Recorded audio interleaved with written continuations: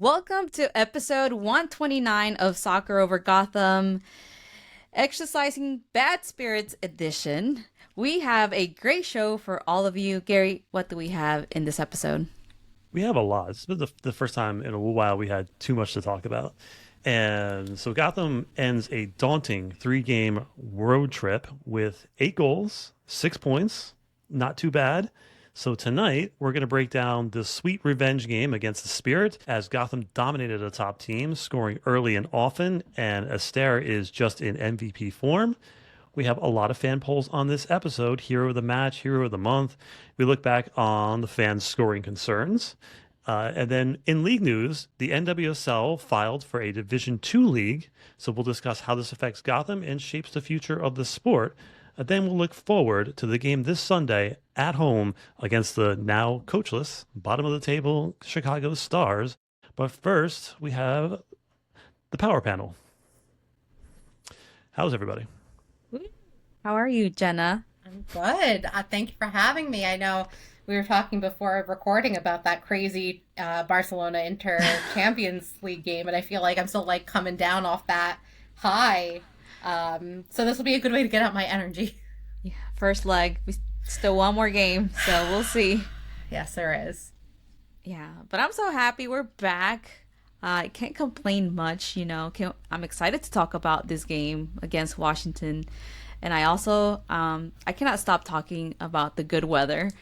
I was so mad. I was in the office. I was like, oh my God, it's beautiful out there. Why can't it be like this on the weekends? I think it's going to rain this weekend. For the allergies. Yeah. Yeah, that's true. Oh my God. So I didn't drive my car over the weekend and it was just parked. And then on Monday, when I went to my car, it was full of pollen. It was It was yellow. Yep. But it rained over the weekend. So it was like still kind of wet. So it was like a paste, like a yellowish paste all over my car. It was so disgusting. I was so embarrassed to go like that to work. So yeah, right after work, I went to get a car wash and it started kind of yellowish again. Yeah, that's so funny. You're not alone. I've seen plenty of cars like that on the road. Yeah, it's a beautiful day. I just did some planting, did some yard work, went to Vegan Treats, got some soft serve with my girlfriend because she was working from home today, so it was just a good day all around today. Because it's been a week for me. My step grandfather had like an aneurysm, so it was like that's why I didn't post anything like much on like social media and stuff because like too much stuff going on. Yeah, but today was a good day, so okay, take it. Good, yes. So fans, like, subscribe on YouTube. That's going to help us out grow the show, and that's where we're heading towards. Let's jump to some news because we have a lot to talk about. First, we got Midge on Broadway, which is pretty darn crazy. So, U.S. Women's National Team and Gotham FC star Midge Purse is stepping onto the Broadway stage for one night only, Thursday night, May 1st at 7 p.m., Midge will deliver the opening monologue of the iconic musical Chicago. This special appearance is a collaboration between Gotham FC and the long-running Broadway hit to promote the team's upcoming Broadway night game. It's a fantastic opportunity to see Midge and see a show. Jenna, your thoughts? Well, I will be there, so That's I awesome. will let you know. I will let you know how it goes. It's honestly so crazy, but I love stuff like this. Like I think that Gotham is still kind of finding its footing as a team in terms, clearly not on the field, they're doing fantastic, but in the community and kind of figuring out like what kind of team they want to be, what kind of, presence they want to have in the New York area specifically. And I think this is like a really unique and interesting way to do that. And I can't wait. Hopefully she kills it. I know she will. I mean, what can't she do? What can't Midge Purse do? You need to send us some pictures. I can't wait to see. Send us at least one. To the extent I'm allowed. I don't know. I don't want to get kicked out of the theater. Oh, well, after the show, yes, after the show, there's going to be a talk back, so she'll be answering some questions and talking about her experience and stuff. So definitely we'll get some stuff from that, and I know the team is working on some cool content around it as well. So that's so really awesome. cool event. I can't wait. Yeah, I'm so excited for Midge. it's amazing to see like her talent just shine not only on the pitch but also now on Broadway and the Broadway show. It shows how, how confident she is, how versatile she is, and I'm so excited for her. And I love this crossover, bringing sports and arts together. It's in such a fun and creative way. She is a larger than the sport figure, and would any of us be surprised if she was to do almost anything after, finishing soccer? She could be in movies, she could be in TV, she's running her own podcast, she's got businesses, she's multifaceted, and so she can pretty much do anything, and she's a real life like superstar. And I'm glad that she stayed with this team at least for this season, and good for her. And I believe I overheard a conversation between her and Kelly O'Hara where she said that she was actually auditioned for a larger role, but she couldn't make it because she had to lift. Yeah. Which is funny. But she said it had nothing to do with singing. So there's that. But yeah, I'm just excited for her, and I can't wait to see you go to it, Jenna. It's gonna be so much fun. Yeah, I've actually never been to Chicago. Oh my gosh, I went to a performing arts high school. It's a little bit of Jenna lore. I did primarily, I did some acting and dancing and singing, but I primarily played flute in the orchestra pit, and I also did stagecraft. So yes, it's very, very into Broadway. So I saw Chicago my senior year of high school, which was only 5 years ago because I'm 23. But I'm very excited to see it again. Oh. So let's get to why we're here, which is this crazy game. First, Gotham goes to the West Coast. They beat Angel City easily. They go to Portland, have a really poor performance all around, and they come back to the East Coast, still on the road. They need something to get themselves going. The character of a team is when you're doing poorly and how you respond to those things. And Gotham came out with a similar lineup. However, Ruby, proof that Juan Carlos listens to the show, he put Bernina back at right back again. She had an okay game. We'll get to it. Yeah. But it was good to see her back in the lineup again. I know. When I saw that, I was like, I feel that we manifested for Bernina to come back really hard. And I was so happy for her. And hopefully we get to see more of her and get more minutes with Gotham. Yeah, I hope that Carter is the center back until they pull in other players. I think Carter looked very good in this game next to Sonnet, had a very good game. Just Jenna, your thoughts on having Carter as a center back, Martin back in her natural position, and Bernina as a right back? Thank goodness, because it was so interesting because they lined up like with this, Neely at right back, Bernina up top against Angel City, and it was like fine. Clearly it worked, but whatever.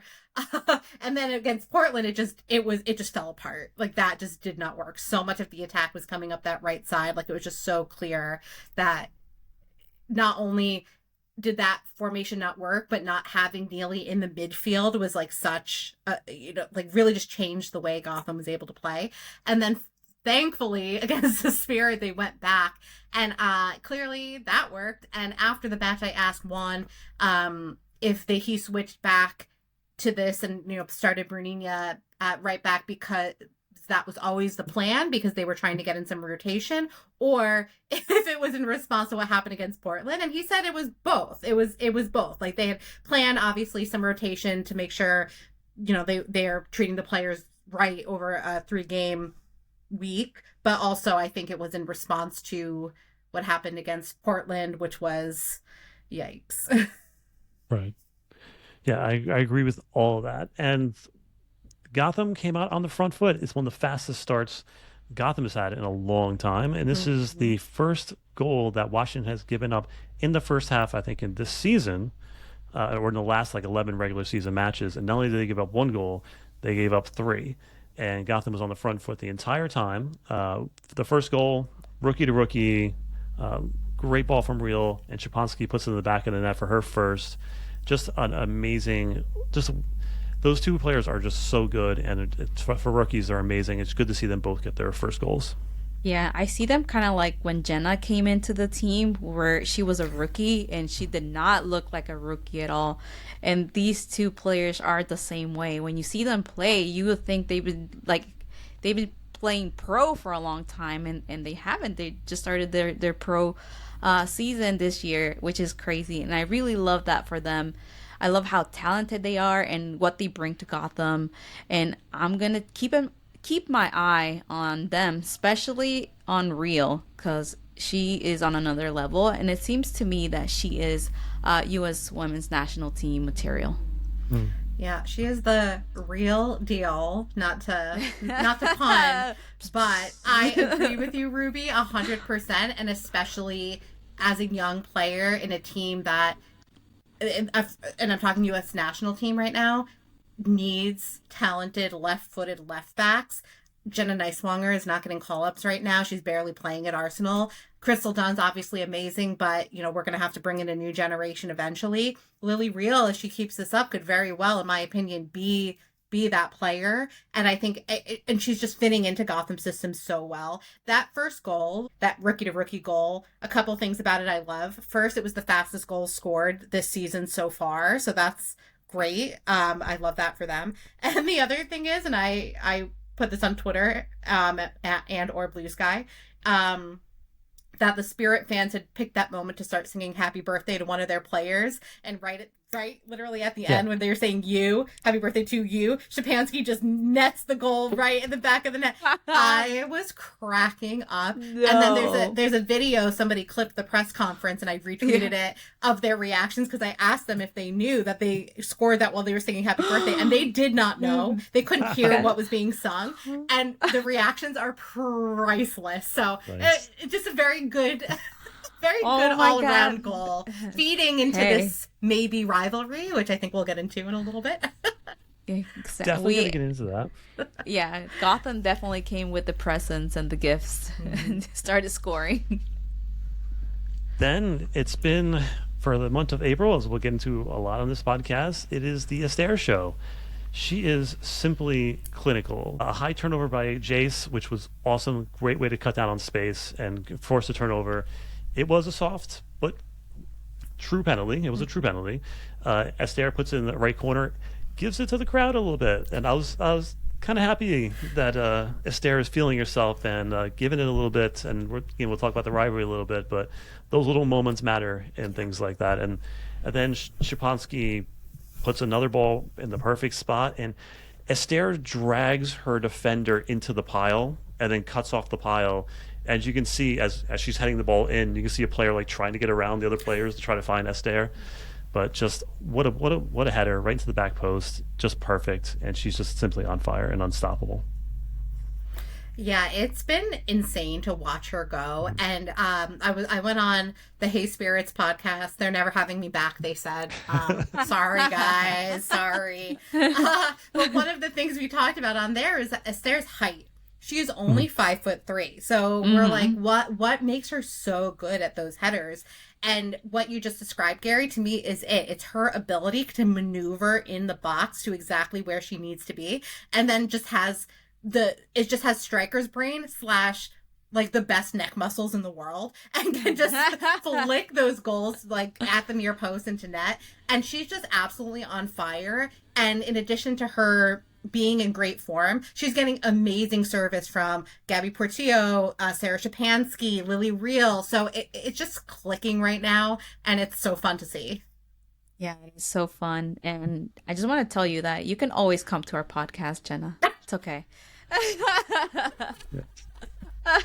Thank you. But besides that, you know, right now, Esther is she's on an absolute tear right now, scoring 7 goals in 4 games and matching an NWSL record. It's nothing small, you know. It takes a lot of work, and she's proving to be a game changer for Gotham.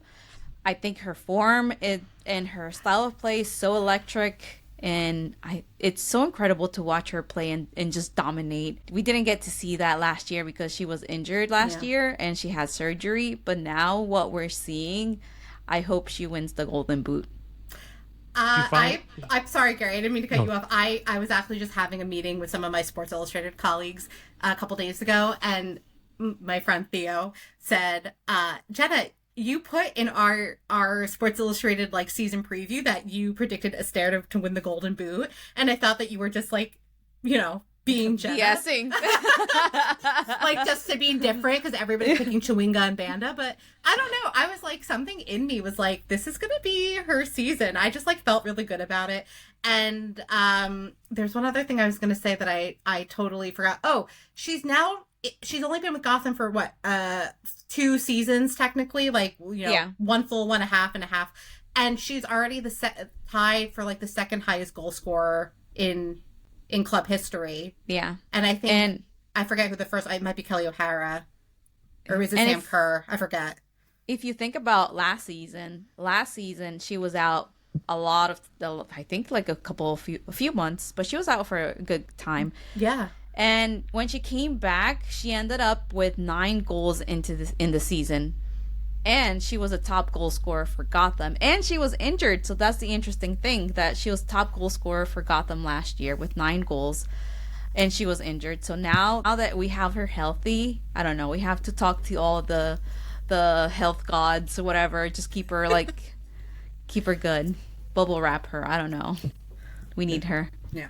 It's all about having the players around her that are creating chances. And we talked about that last season, even this season, the half season she was here before that, that there was just not enough chance creation. And players like Szymanski, who knows how to play a ball through, and Gabby is creating chances. Even if she's not scoring, she's creating danger. And now we have Jace, Midge. So we have players that can take a lot of the heat off of Esther, and that allows her to manipulate the defense and find her spaces. And we're getting to the end line, getting balls back. So this is a good spot for her to be in, and I hope she keeps going. Yeah.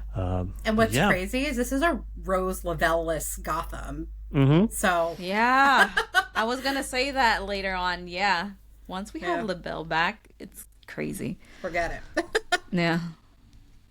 Other player notes that I wanted to talk about is I think Jess Carter has been excellent since shifting back to center back. I think she won all 5 of her tackles. She had 92% passing accuracy, 11 clearances, and she won most of her, 75% of her ground duels. I think she had an excellent game, and just her getting familiar with playing with Sonnet is going to be good, because obviously Sonnet is Sonnet, but I think Carter's going to be a good pair with her, hopefully going forward. Yeah, Mandy needs to come back. She does. Yeah. They're doing all right, but I think putting, Mandy having the depth and being able to move Jess out wide if needed, and that's kind of where I've been a little bit worried about them, but it's been all right, except for Portland. So let's take a trip down memory lane. 1 month ago, I posted on our Twitter page, it was after the first 3 games, it's the end of March, if fans were hitting the panic button on this team scoring goals, if they were slightly worried, not too concerned, or not worried at all. And slightly worried was 51%. There was only 8% of the fans who hit the panic button already. 24% said not too concerned, and 16% said we're not worried at all, they're just going to come. So good on the 16%, but I do think slightly worried does have some validity to it, so there is that. Yeah. But now, what are we talking about here? 7 Esther's scoring goals left and right. It's just we haven't been shut out in a couple of games. It's been pretty amazing. Yeah. So patience wins out. Yeah, definitely a new team that was just not a new team, but a team with a lot of new players that was still finding their groove and gelling, and it's a team that has clearly found what is working. Yeah. And I thought it was gonna take longer, but it looks like every game they just keep getting better and better at it. Like what happened in Portland. After that happened, I was like, here we go. The past 2 games were probably just kind of luck. But no, they're proving themselves. So yeah, I'm excited to see this team keeps improving game by game. They're definitely better than last year. I mean, last year, even though they still ended 4th place, I feel like this is what they needed this season, start scoring goals, and that's what they're doing. Yeah, I remember we didn't score 2 goals to mid-season, and was definitely slow. Even though they were hanging in there, they just weren't giving up goals. And speaking of not giving up goals, Berger put on a clinic in this game and stood on her head for the entire second half as Gotham sat back. And she was up for a save of the week. She won the Twitter poll, again lost over on Instagram. It was like a 20-point swing for Instagram. So yeah, come on, Gotham fans on Instagram. We got to win one of those polls. But yeah, just thoughts on Berger just being amazing. Oof. She's one of the reasons they didn't lose or they didn't tie, because at the end and at some points, Washington was coming at them like really hard. Especially once Hatch came on. Yes. Some of those like saves that she had, I was like, oh my God, I really thought that was going to go in, and she had it down.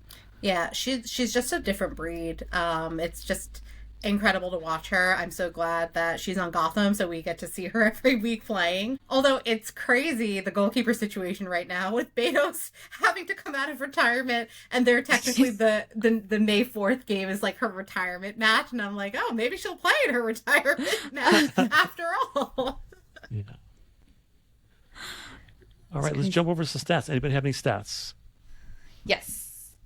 Since we were talking about Berger, I have some stats. Where are they? They were in my notes. Well, I'll go first then. Yeah, go ahead. My stat is 7, and 7 is the number of goals that Esther has scored and puts her as the leader of the Golden Boot race. I know we've already talked about this. I'm so impressed by it. And every once in a while, I think it was the 2022 season where I think Ashley Hatch won the Golden Boot with only 11 goals, which is like wild to think about now. And it's just, to me, what I see happening in the league is, with more international players coming, the likes of Chawinga and Banda and Esther, we're just getting an influx of talent in this league, and going from 2022 where it was just like a real low scoring year to having already 7 goals in week 6 for your Golden Boot leader. So that's my stat of the week. I wonder if she'll be able to like pass the record by Chawinga and Sam Kerr? Well, Evelyn. Yeah, Evelyn. The most. Yeah. Okay. It was another brace for Esther in 10 minutes. Yeah. Crazy. Yeah, that's craziness. That's crazy. All right. I found my stat. Yay. So since we were talking about Berger, Berger with 3 saves in the match, 10 recoveries, and she had 60 touches that night. So not bad at all.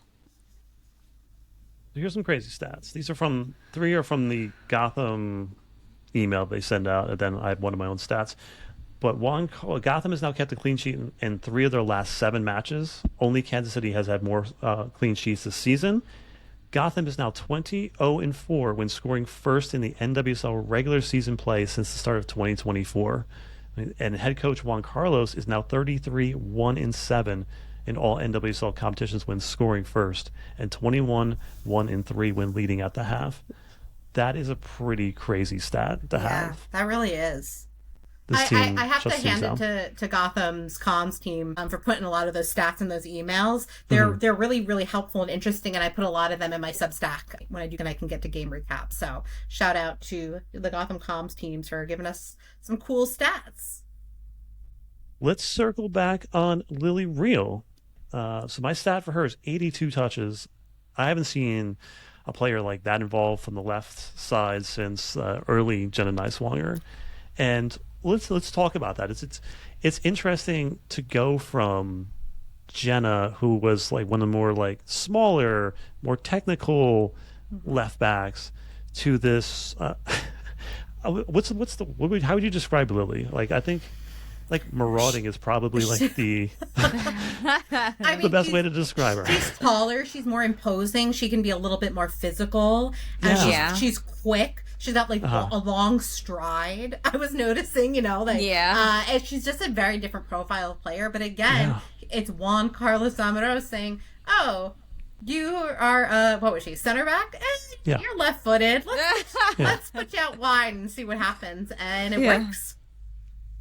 Yeah, there was one point during the game where she was on an island with one of Washington's players and just picked their pocket in like an open field. And I'm just like, how does she do that so Yeah. easily?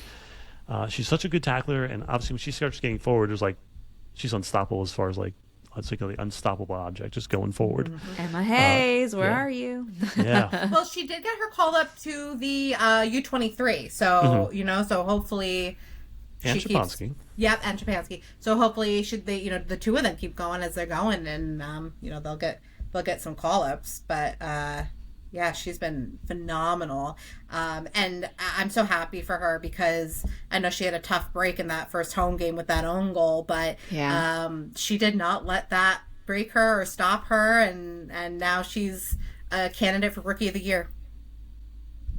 No doubt. And player of the match obviously was Esther. Berger got 34%, so good on Berger. She was very, very important in this match, but this whole month has been all about Esther. Yes. Again, she's got 7 goals on the season. The next closest has 4 goals, and that's Banda and Ashley Hatch. So she's on a whole nother level right now. She's on an Esther. Yes. Yes. Cut that out. You can keep it. Esther is on an Esther. The Exterminator, right? Exterminator. Could you? I also tweeted that she gets Esther, AIR, when she gets a header. So I feel like there's a lot you can do with that. And then you can do Esther, capital HER. Perfect. Yeah. So possibilities are endless. Wow. Esther-taining. Esther-taining. Yeah, okay. All right. I'll see myself out. Okay. All right. Standings. KC Current are still at the top, tied with Orlando with 15 points. Yes, Also, I got what I wanted. Crazy Courage game. Sorry, not to interrupt you, but that Kansas City, North Carolina game was insane. All right, sorry, continue. Wild. That in the Orlando game was wild too. Yeah. Yes. With the KC Currents, I got what I wanted at last week's games. I said I wanted the Courage to finally get knock them down, and they did. Good on Ashley Sanchez. Fantastic work late in the game to do that. Yeah. But awesome. I stood up off my couch. And Gotham is still rounding out the top 4. I think it's going to stay like that for a long time. And then at the bottom is the Chicago Stars, who Gotham ends up playing next. Then we have a decent schedule coming. So Gotham is home at Chicago Stars, and then they are away at Racing Louisville, who's got some issues. San Diego's a decent team this year, but I think they are also in that same category as Angel City, where they're going to start playing some of the better teams soon. We'll see how they fare. But then, rounding out May, we go to the CONCACAF W Champions Cup. I'm excited about that. I know.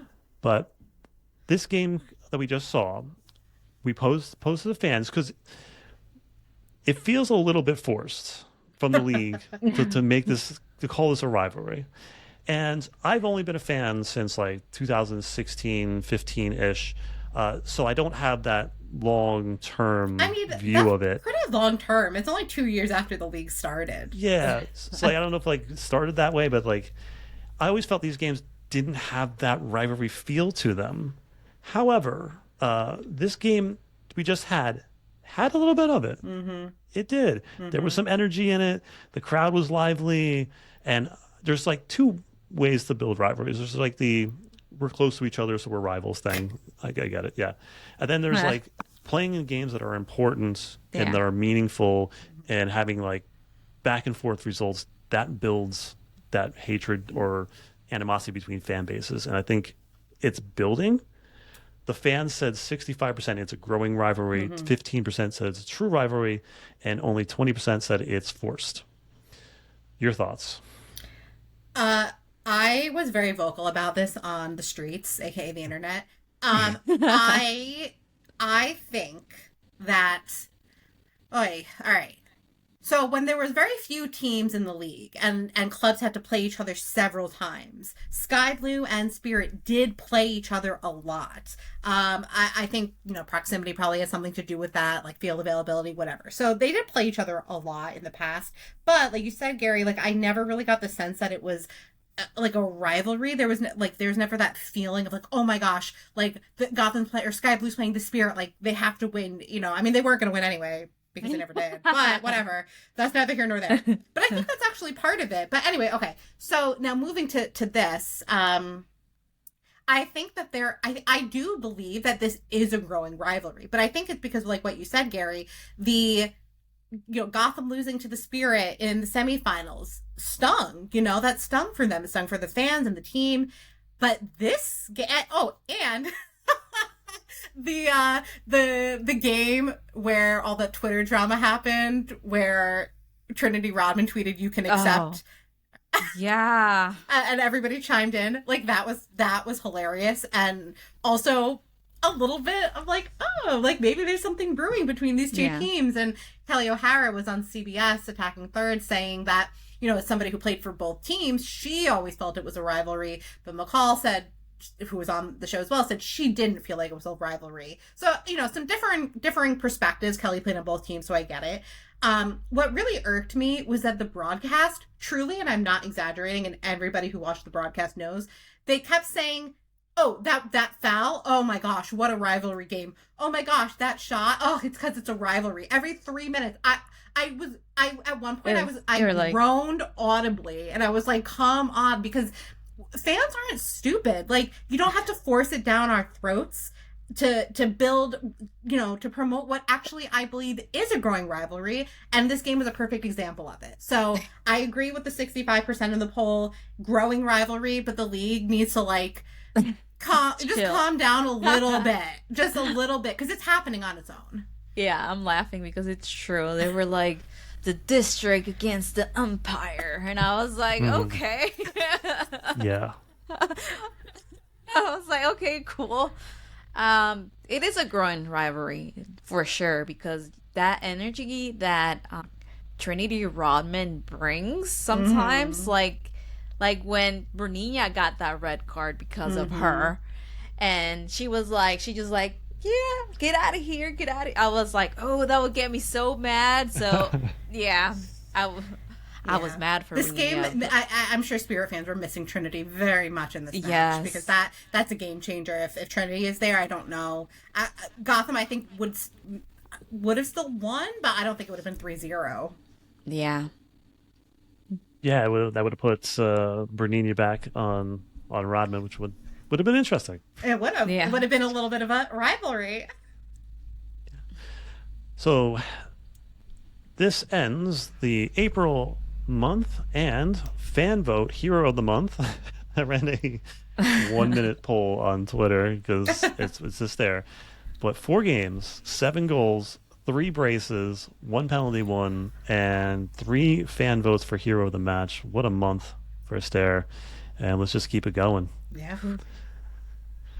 And then also, I should also point out that Lily got her first goal and her first assist, and Sarah also got her first goal and her 2 assists this month. So the rookies are rolling as well. Now, in the league news, this is very interesting to me. NWSL has applied for a D2 league for developmental pipeline. So they submitted hopefully to start in 2026. So initially, this Division II league will consist of teams affiliated with existing NWSL clubs for the 2026 launch. 8 teams are expected to field the Division II side: Bay FC, Kansas City Current, North Carolina, New Jersey, New York Gotham FC, Orlando, Racing, Seattle, and Washington Spirit. The intention is for all the NWSL teams to have an affiliated Division II team by 2029, and they're also, I saw a small note, I think, says they're welcoming independent teams as well in this, which I thought was interesting. So the proposed structure, it's going to be like just like how the NWSL is, each team plays each other twice, so it's going to be 14 regular season games, and following the regular season, there'll be a playoff format with top 4 teams. The Division II teams are expected to play in the same stadiums as their senior teams, which is That's a lot of money for us Yeah. for rent for a 2-team. However, your initial thoughts on this? I think for me, I think this is a major step forward for the women's game in the U.S. The launch of an NWSL Division Two league would not only strengthen the player development pipeline, but also it will give young talented players a clear professional path to get to the top level. I think it's great for clubs like Gotham that already committed to growing the game at every tier. And I think this kind of investment is exactly what women's soccer needs just to thrive in the long run. Yeah, I agree with that 100%. My only thing is I'm just skeptical right now about the plan. 2026 is in like 3 seconds. Yes. So I just don't know how this is all going to come together so quickly. I'm skeptical about the ability of these Division Two teams to play in the same stadiums when it's hard for even the NWSL teams to get scheduled time at these stadiums because they're second tier and third tier tenants already. I'm skeptical about the coaching infrastructure, the players are going to recruit.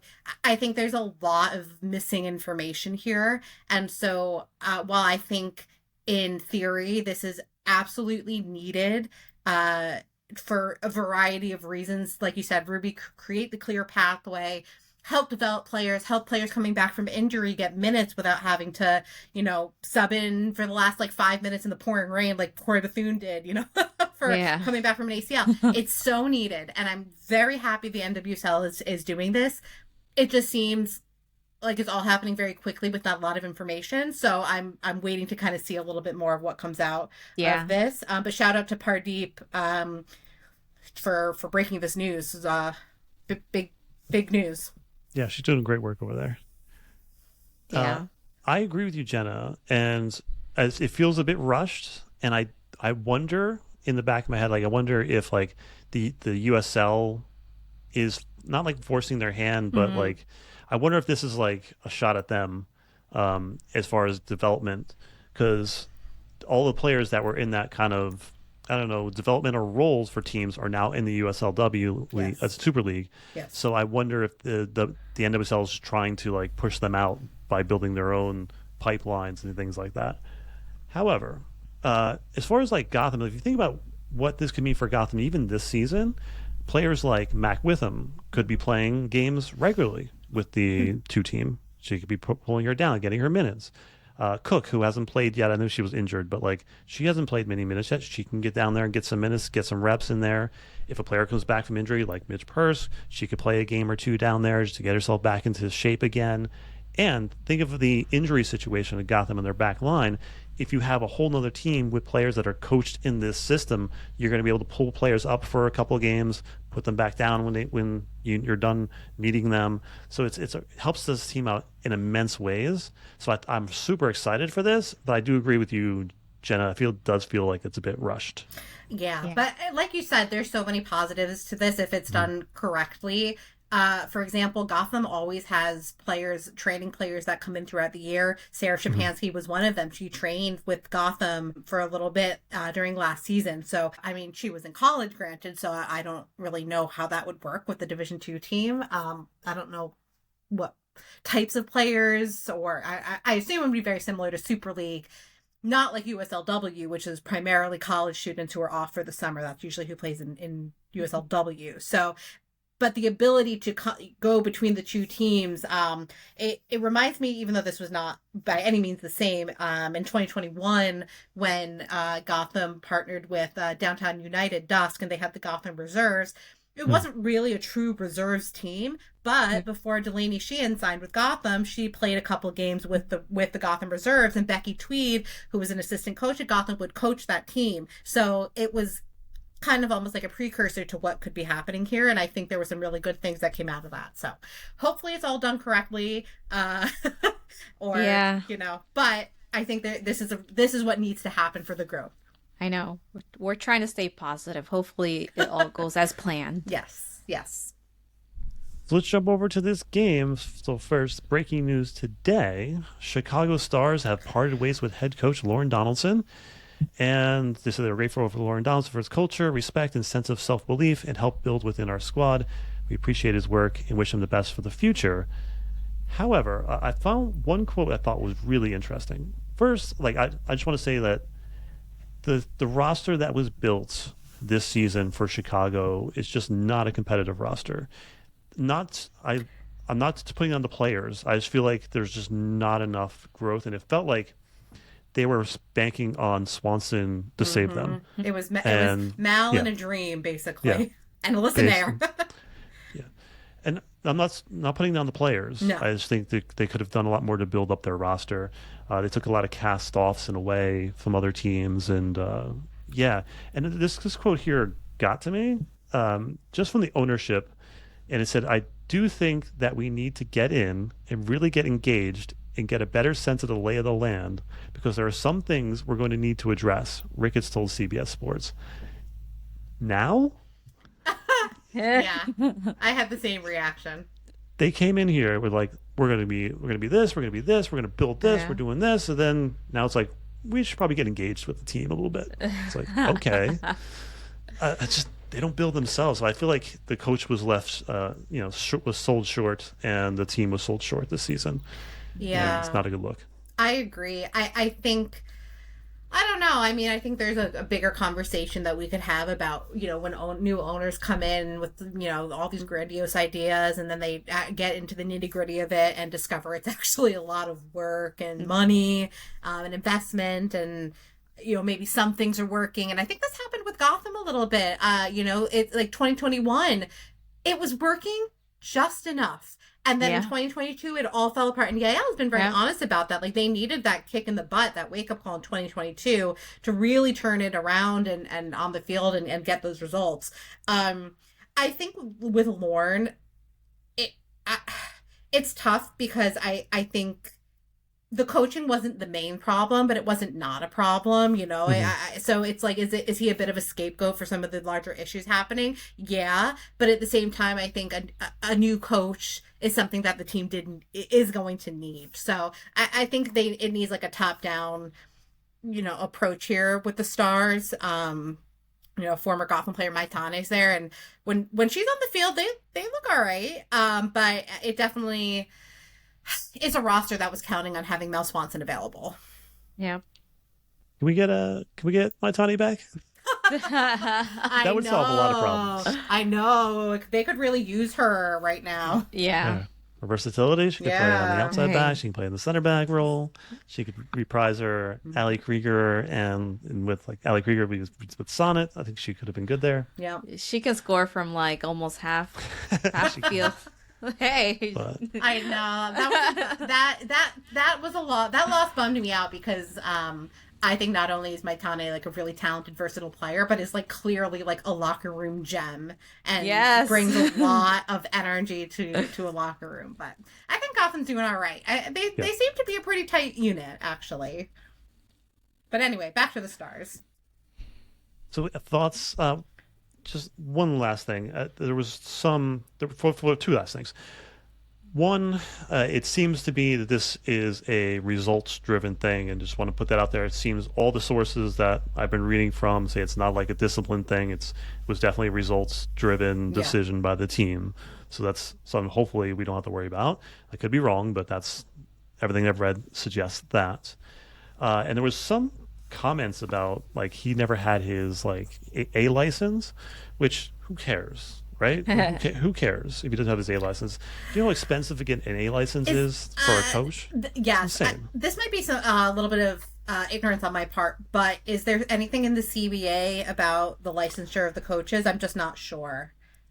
I don't know if they have to have their A Pro license. I don't know. I have to check. Yeah. I think gosh, this is a total tangent, but I think if there is a coach that is good enough and teams can sponsor them to get their A licenses, like they should do that. Right. Yeah.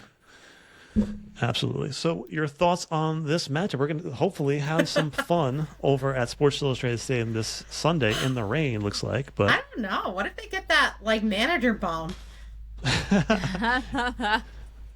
You never know. Maybe Jenna Bikes finally scores a bicycle kick. I don't know. Who knows? Yeah, if anybody scores on us, let it be Jenna Bike. She hasn't even been playing, right? She's been injured or something? I think she's nursing a knock. Yeah, I haven't paid Yeah. too close attention over there, but she has not been starting for sure. But is it supposed to rain? That stinks. Yeah. Hopefully there's no rain delays. That'd be a classic. No Jenna Bike, no party. That's gonna have a bad season. But yeah, so like I think this is set up to be a letdown for us. So I mean, Gotham could either score 10 goals or it could be like 1-0. You know, Chicago just packs the box and defends for their lives, and could be that kind of game too. So you don't know. It's the assistant coach that's jumping in as the head coach, so maybe they're going to play the same way as they were before. Who knows? But any manifestations before we head off? A win at home. Why not? Yeah. Another Esther brace. Yes. A first Esther hat trick. How's that? Ooh. Doubling down. Ooh. I like that one better. Me too. Okay, we're all three of us are putting our energy into an Esther hat trick. Yeah.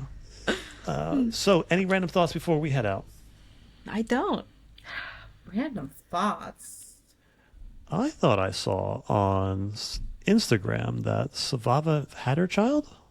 Oh, yeah, I did saw she? that too. Okay. Oh, all right, so congrats, not Fava. That's hallucinating. awesome. Yeah. Congratulations. Yeah. Cool So baby. good for Yeah, I her. saw that too. There's been a lot.